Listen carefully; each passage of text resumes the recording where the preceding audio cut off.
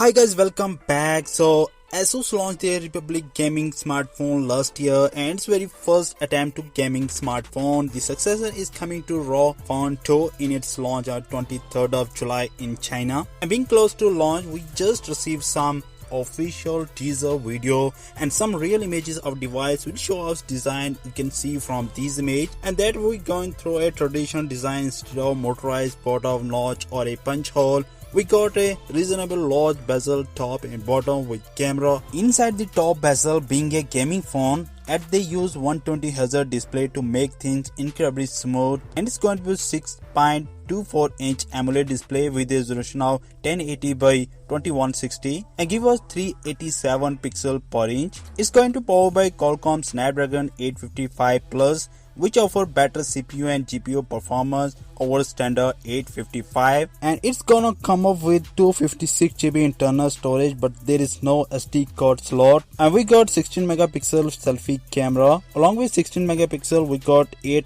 plus 5 megapixel rear camera, and of course come with Android 9 Pie, and it's going to power 5800 mAh battery. That of course come with 30 watt for charging. The smartphone is going to be able to connect with an external display, but fresh rate can't be manually set and will be depending on display. It has been connected just like the original ROG phone. So another report from 91 Mobile, the smartphone comes with 12GB RAM, which is the current highest amount of RAM you should find in any phone. Ensure that ROG Phone 2 could through any task, gaming or otherwise, it with absolute case. So overall, those series about mobile gaming could be a great choice for your next device, and with the launch being in next few days, it's no longer until we know everything. There is new as always. So overall, ASUS ROG Phone 2 will have the fast fresh rate screen, plenty of battery life, and will first top end Qualcomm chipset on board too. So that's all guys. If you like this video, press the like button. Let me know your thought in the comment section. I will catch you next video. Till then,